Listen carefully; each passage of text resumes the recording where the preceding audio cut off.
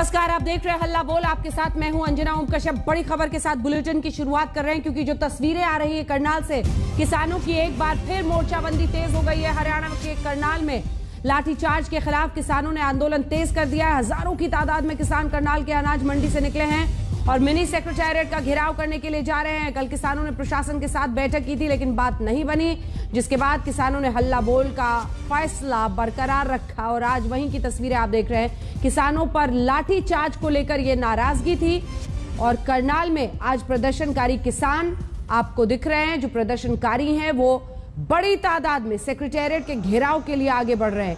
ये जो मार्च है, इसकी तस्वीरें आप देख रहे हैं। प्रशासन ने हालांकि पूरी तरह से इलाके को घेरा है। आज धारा 144 भी लगाई गई थी, लेकिन इन सब के बावजूद बातचीत से नतीजा नहीं निकला पुलिस के साथ। और अब एक बार फिर से ये बड़ी तादाद में प्रदर्शनकारी किसान निकलते हुए सचिवालय की ओर, जहां वो सचिवालय को घेर कर अपना विरोध जताना चाहते हैं लाठीचार्ज पर। ये देखिए, जहां से भी गुजरिए जबरदस्त भीड़ इस वक्त दिखाई दे रही है। ये करनाल की तस्वीरें आप इस वक्त देख रहे हैं। इससे पहले मुजफ्फरनगर में भी राकेश टिकैत के नेतृत्व में महापंचायत का आयोजन किया गया था और ये करनाल में एक बार फिर से भारी तादाद में किसानों की मौजूदगी। प्रदर्शनकारी किसान मार्च करके आगे बढ़ते हुए सचिवालय घेराव आज वो करना चाहते हैं और वहीं के लिए ये किसान कूच कर रहे हैं। तस्वीरें बयां कर रही हैं कि भारी तादाद में किसानों का एक बार फिर से सड़कों पर उतरना एक संकेत है, जो सरकार की कृषि कानूनों के खिलाफ उनके विरोध में तो थे ही, लेकिन पुलिसिया लाठीचार्ज के बाद उनका गुस्सा चरम पर है और वो एकजुट होकर अब सेक्रेटेरिएट यानी सचिवालय की तरफ बढ़ रहे हैं।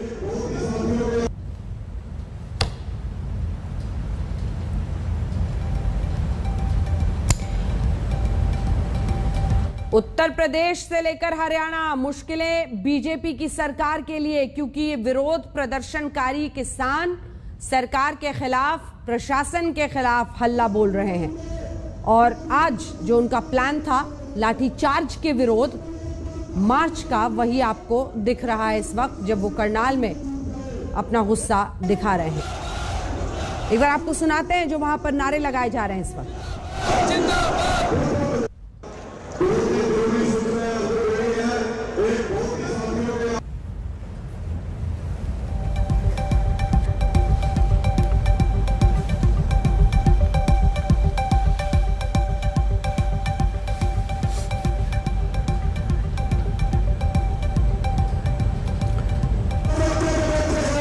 तस्वीरें आप करनाल की देख रहे हैं। भारी तादाद में वहां पर मौजूदगी है। सुधांशु त्रिवेदी जी हमारे साथ, सांसद, राष्ट्रीय प्रवक्ता भारतीय जनता पार्टी के जुड़ रहे हैं। अनुराग भदौरिया समाजवादी पार्टी के प्रवक्ता हमारे साथ जुड़ गए। पुष्पेंद्र जी किसान नेता के तौर पर हमारे साथ जुड़ रहे हैं।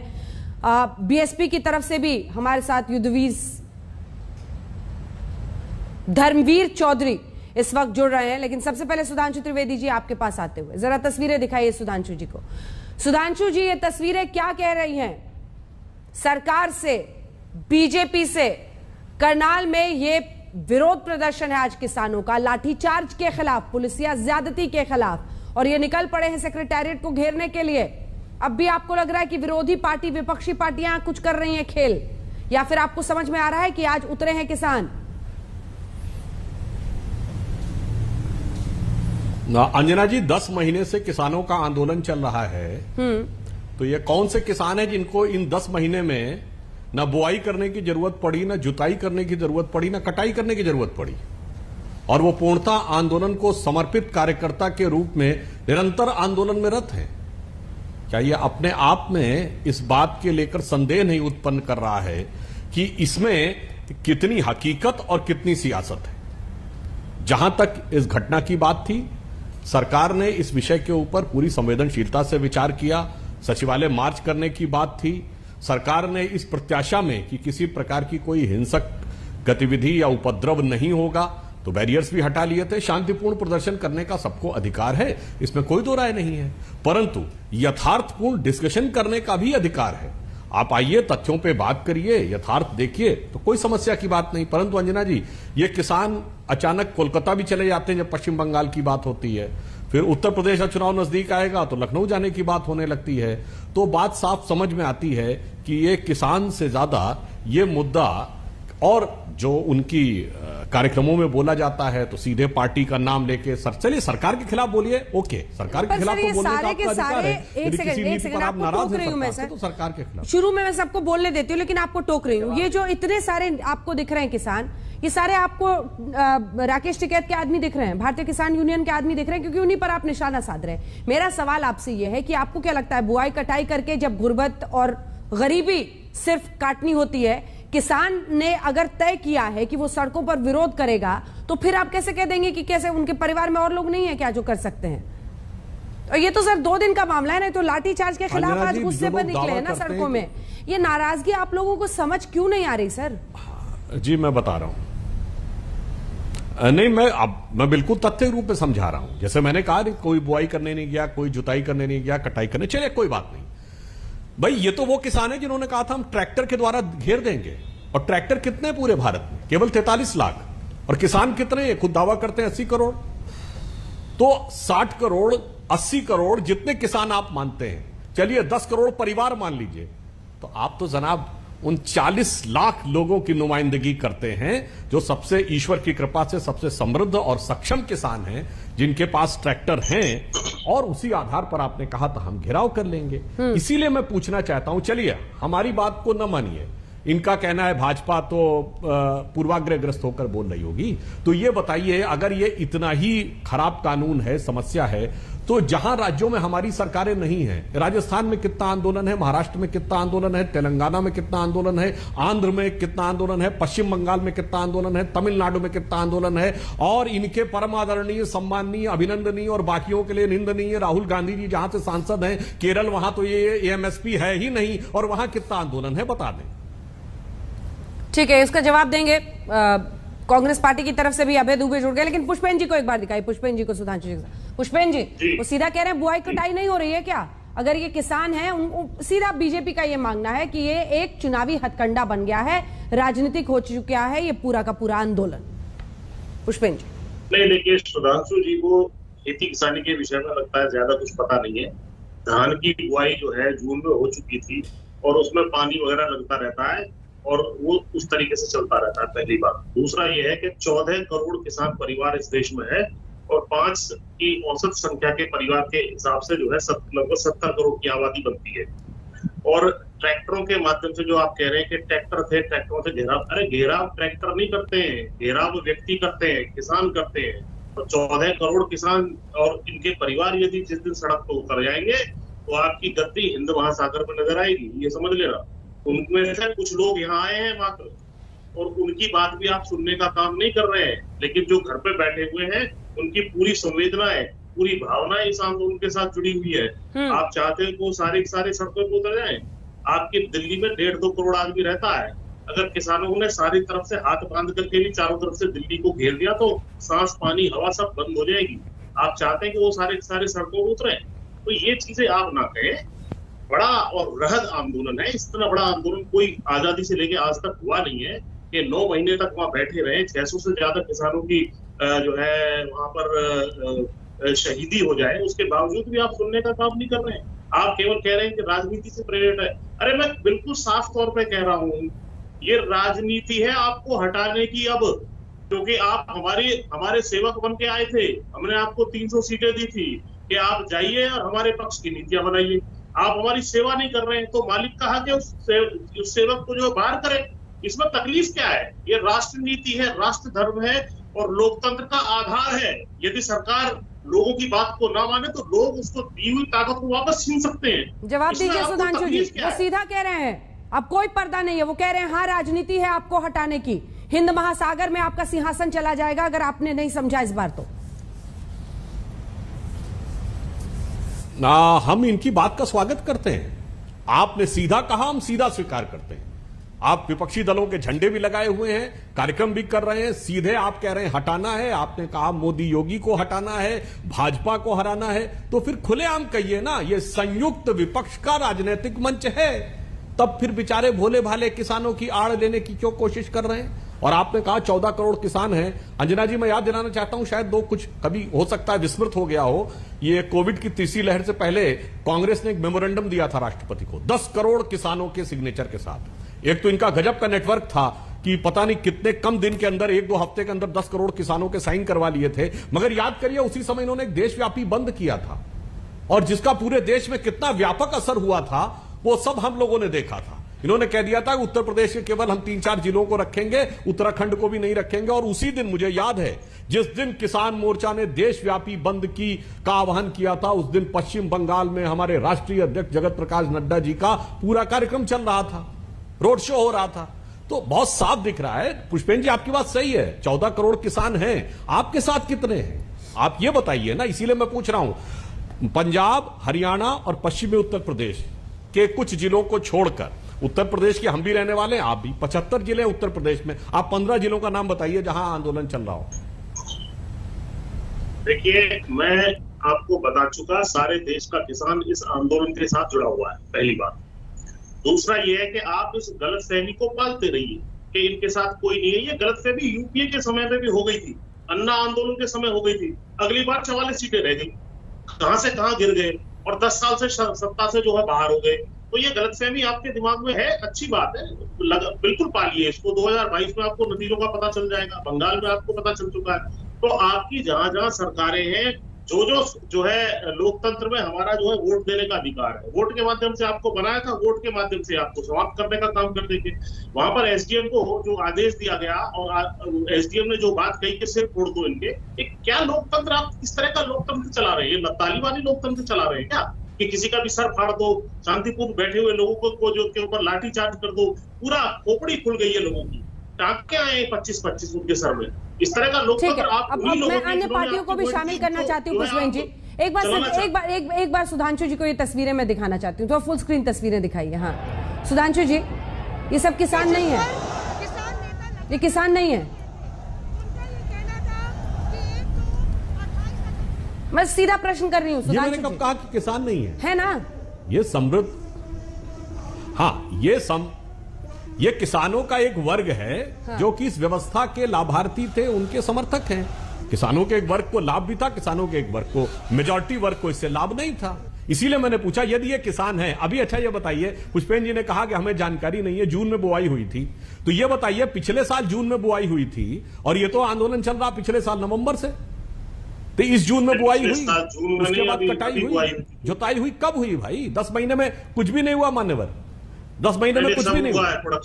प्रोडक्शन का डाटा देख लीजिए, सब हुआ है। प्रोडक्शन का डाटा देख लीजिए, 31 करोड़ टन का जो खाद्यान्न का, यही तो मैं कह रहा हूँ, प्रोडक्शन रिकॉर्ड हुआ है, प्रोडक्शन रिकॉर्ड हुआ है जनाब, पूरे भारत में रिकॉर्ड प्रोडक्शन हुआ है, पूरे भारत में रिकॉर्ड प्रोडक्शन हुआ है। इसका मतलब किसान ने खेत में काम किया है, जो यहाँ दिख रहे हैं, यहाँ होता तो रिकॉर्ड।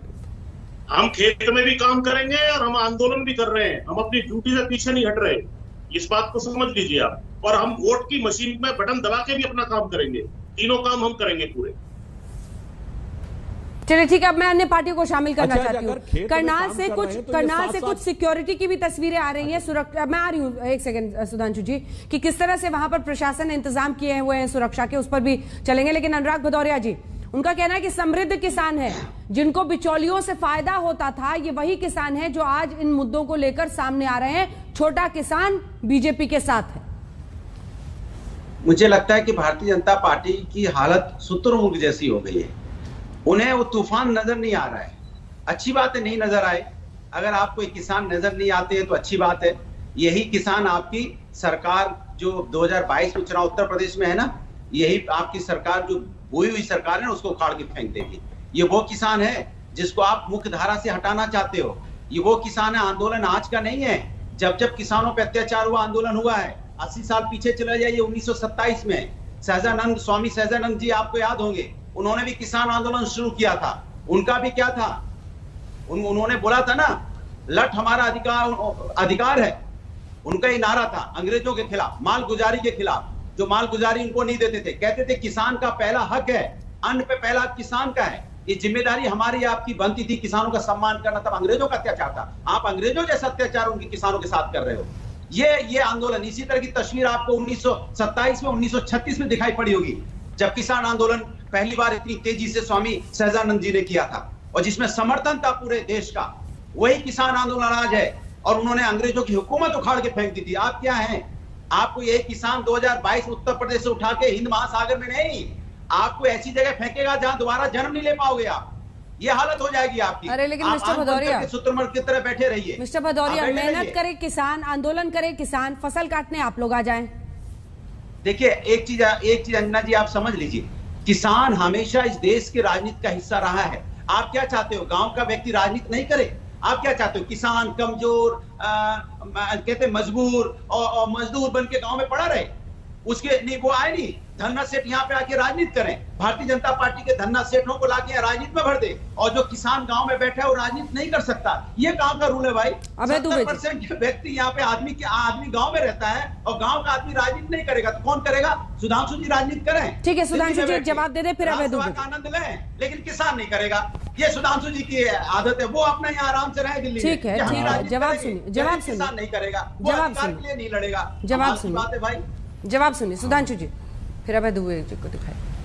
अनुराग भदौरिया जी ने बड़ी अच्छी बात कही, बस संक्षिप्त में कह देता हूं। इन्होंने स्वामी सहजानंद जी का उल्लेख किया, बहुत विराट किसान आंदोलन था 1927। उससे पहले 1907 में भाई अजीत सिंह, जो भाई शहीद भगत सिंह के बड़े भाई थे, उनका किसान आंदोलन, बारडोली का सत्याग्रह, सरदार पटेल, चंपारण का सत्याग्रह, जहां महात्मा गांधी, मैं जो बात कहना चाह रहा हूं वो बता रहा हूं। और उसके बाद आजादी के बाद चौधरी चरण सिंह, देवीलाल, शेरशाह किसान संगठन के शरद जोशी। मगर मेरी बात तो, पूरी बात तो सुनिए। अरे भदौरिया जी, मैं बोला नहीं था आपके बारे में, अपना संयम रखिए, अपने रिटर्न पे बोलिए। मैं ये कहना चाहता हूं, ये सब तो छोटे थे, क्योंकि इस आंदोलन के लिए तो कुछ विदेश की नृत्यांगनाओं ने और कुछ विशेष प्रकार की महिलाओं ने कहा greatest movement in the history of India. तो बाकी सबको तो छोटा कर दिया आपने, सहजानंद जी को तो छोटा कर दिया आपने। या आप कहिए यहां कि जिन लोगों ने ये कहा था ये बकवास है, वो सब आंदोलन बहुत महान आंदोलन थे। बोलिए यहां पे।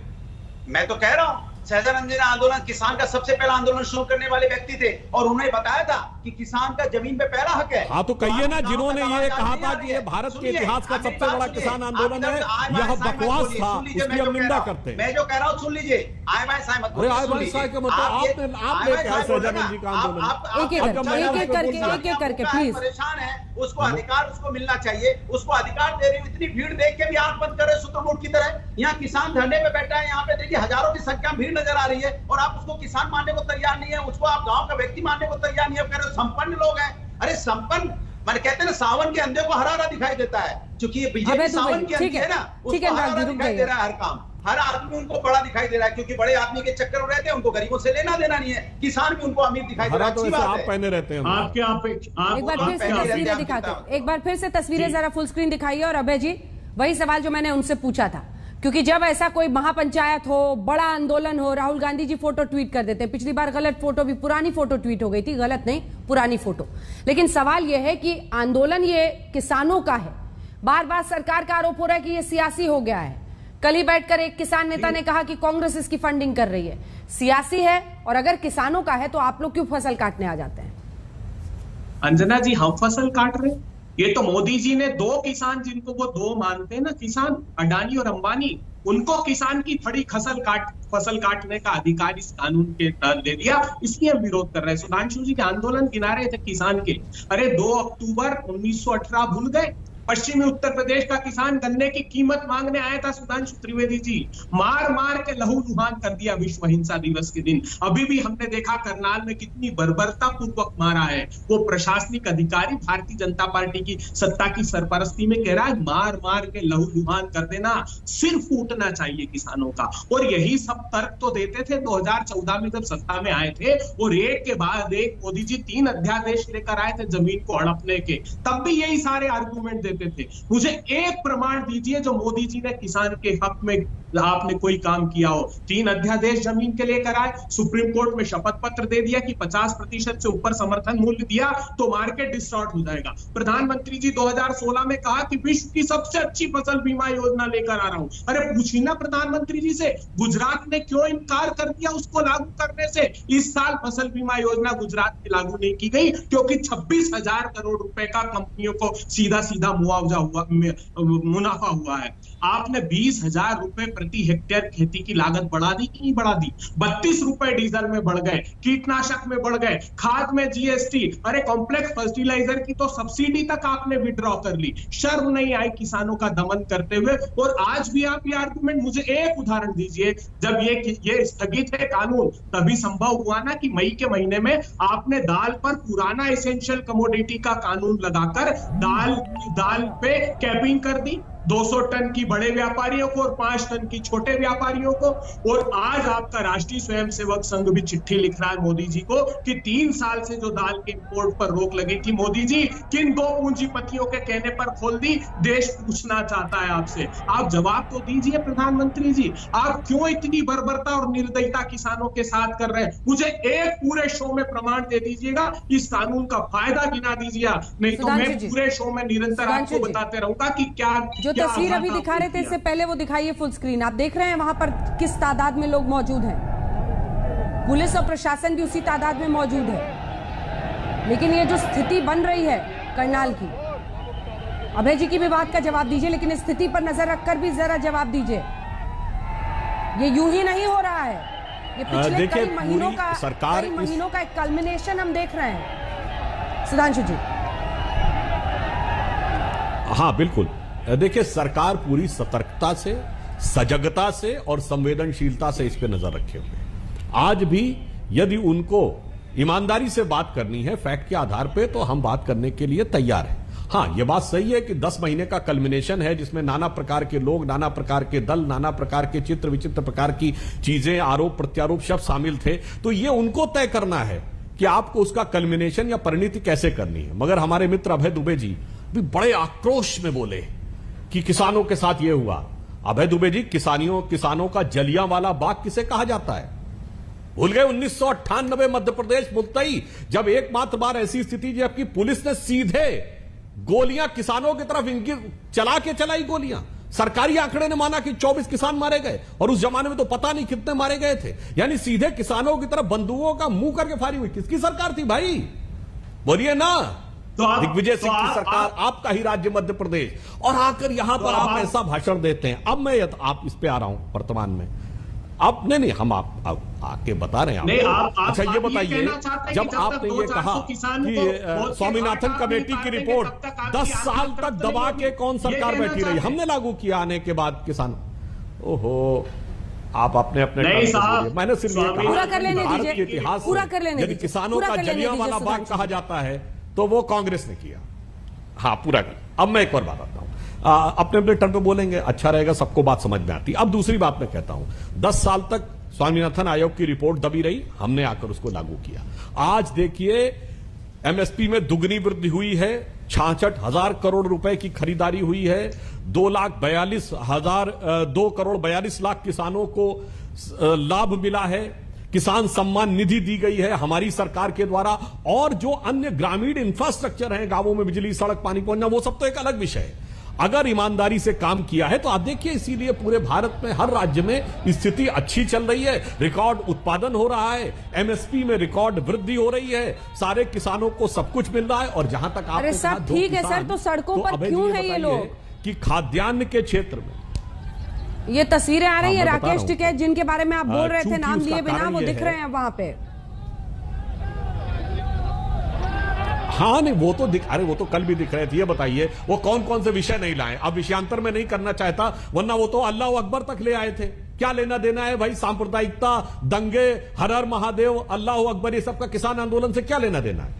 ये खुद दर्शाता है कि जो आपने कल्मिनेशन कहा ना, ये कल्मिनेशन यानी ये जब अपने चरम पे पहुंच रहे हैं तो एक प्रकार की विक्षिप्तता की स्थिति में पहुंचते जा रहे हैं। इनको स्वयं नहीं समझ में आ रहा किधर जाना। कारण क्या है कि आंदोलन का कोई नेता नहीं।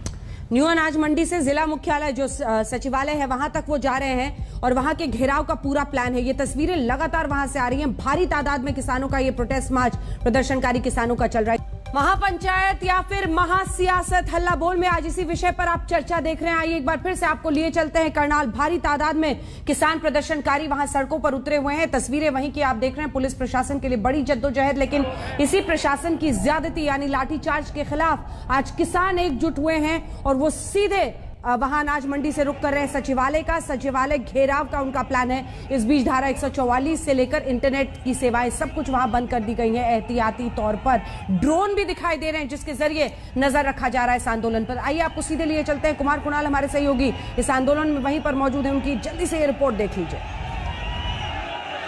में सरकार और किसानों के बीच आर पार की लड़ाई, और लड़ाई इसलिए क्योंकि 28 अगस्त को जो घटना हुई उसके बाद किसानों ने जो मांग रखी थी सरकार के सामने उसको लेकर बातचीत विफल हो गई। और उसके ठीक बाद जो तस्वीरें हैं करनाल के सड़कों की, वो इस समय आपके सामने कि किस तरीके से सड़कों पर उतर आए हैं अपनी पूरी ताकत दिखाने के लिए। उनके साथ उनके झंडे हैं, उनके बैनर है, बड़े नेता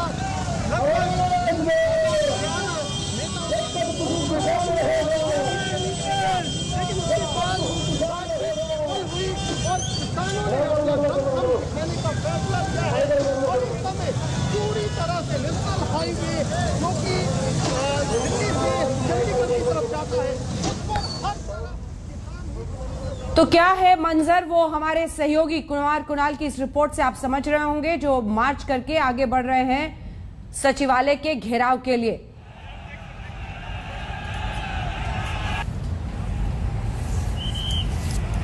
तमाम साथ मौजूद है जिनसे अब हम चर्चा को आगे लिए चलेंगे। पुष्पेंद्र जी, अब खुलकर अब कह तो रहे हैं, मुझे याद है एक वो वक्त भी था जब आपसे चर्चा हम लोग करते थे, तब पूछते थे कि पॉलिटिकल तो नहीं हो जाएगा, राजनेता तो नहीं घुसाएंगे इसमें, तब आप कहते थे कि नहीं, हम ये किसी को इस्तेमाल नहीं करने देंगे।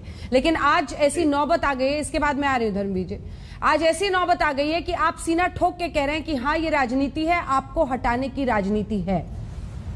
नहीं, इसमें राजनेता कोई नहीं घुसा है। किसानों ने इनको बनाया था, इनको वोट दे करके वहां बैठाया था कि जनता है, और ये जब जनता आती है तो मुझे अगर परमिशन दे तो 10 सेकंड में मैं रामधारी सिंह दिनकर की 4 लाइनें इनको सुनाना चाहता हूँ। जनतंत्र का जन्म कविता में ऊपर लिखा है, हुंकारों से महलों की नींव उखड़ जाती, सांसों के बल से ताज हवा में उड़ता है, जनता की रोके राह समय में ताव कहां, वह जिधर चाहती काल उधर ही उड़ता है, तो राह समय के रथ का घर घर नाद सुनो, सिंहासन खाली करो कि जनता आती है। यदि आप जनता की बात नहीं मानेंगे, उनके विरोध में नीतियां बनाएंगे, तो जनता का यह अधिकार है कि आपको दिया हुआ जो शासन है, सिंहासन है, उसको छीनने का काम जनता कर दे। वही जनता जो है सड़कों को उतर के ये करने जा रही है। इनकी आंखें आज खुल जाएं, कल खुल जाएं, छीनने के बाद खुल जाए। एक रिएक्शन जल्दी से आपसे, उसके बाद से सुधांशु जी आप जवाब दीजिएगा।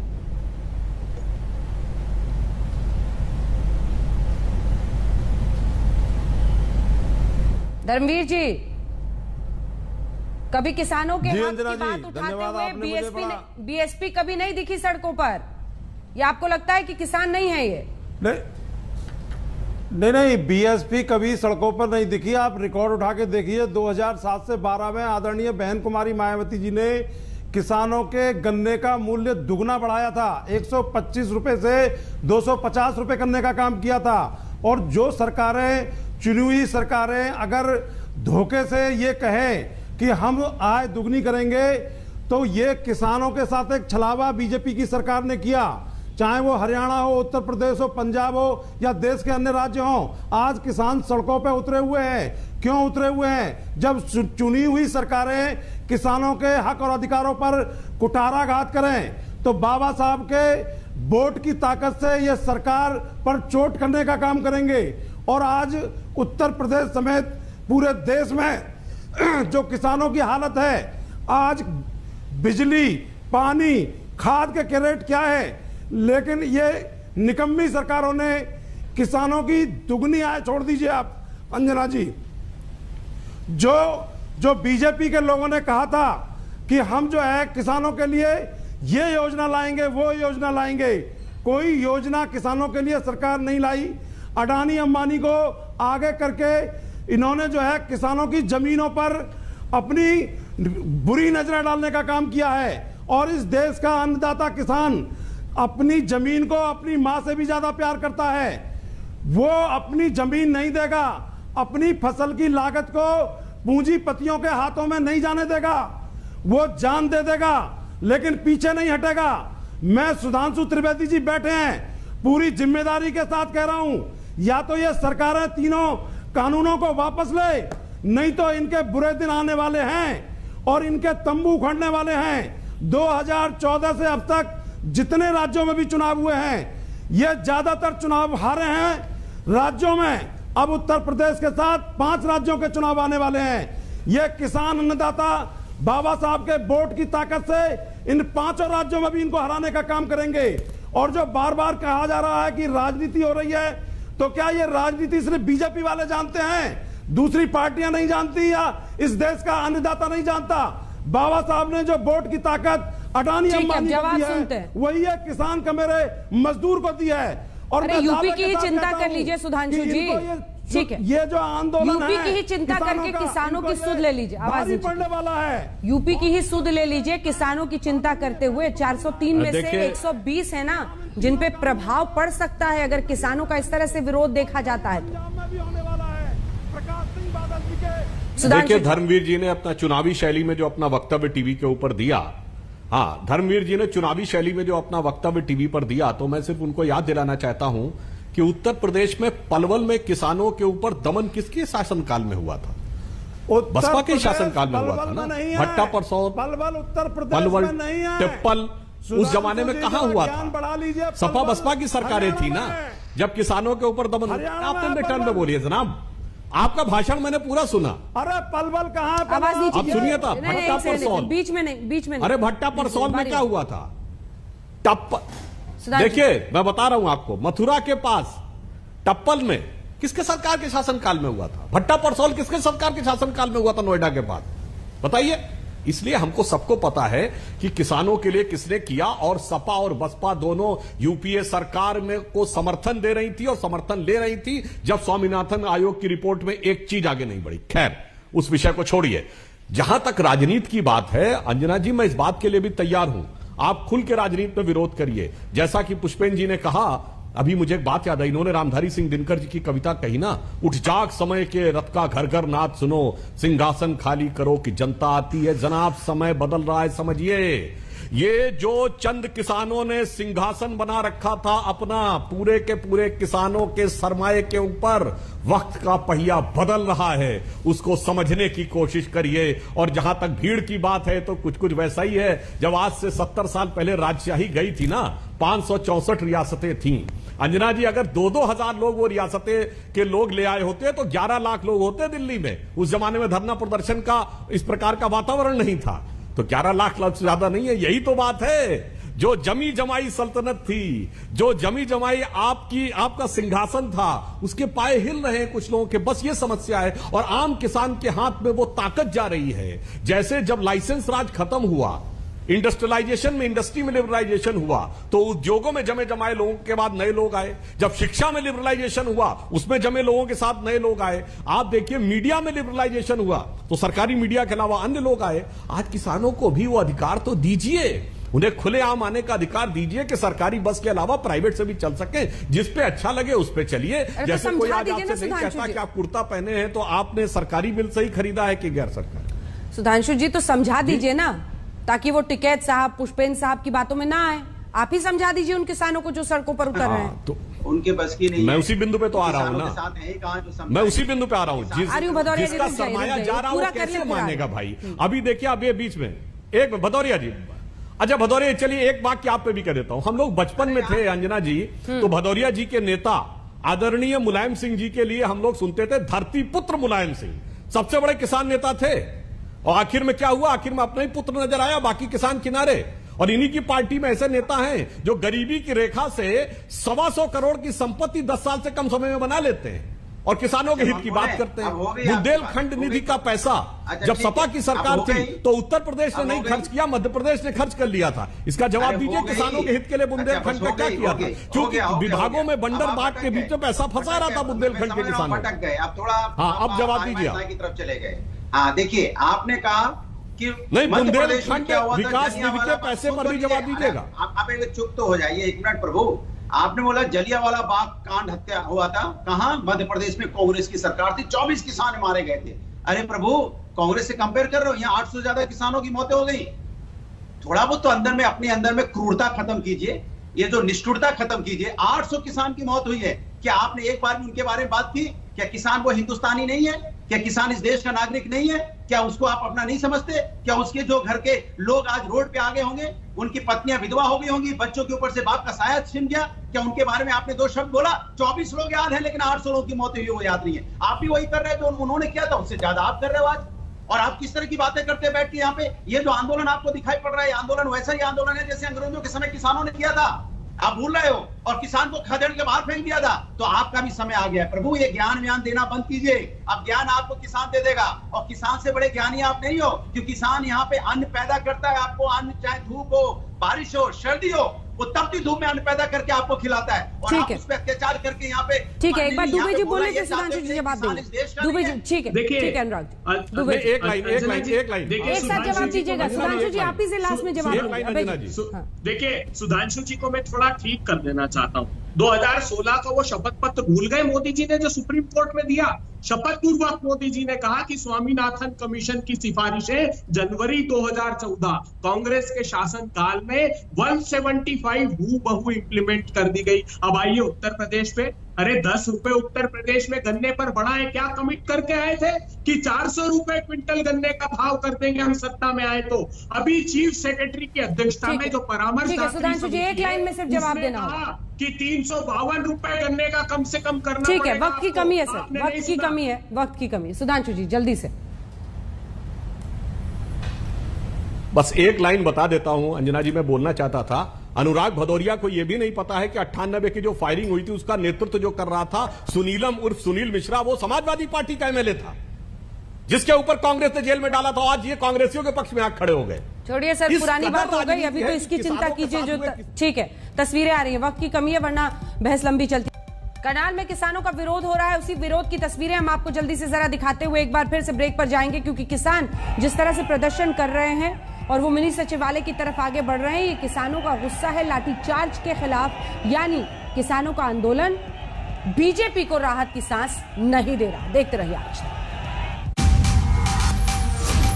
तक।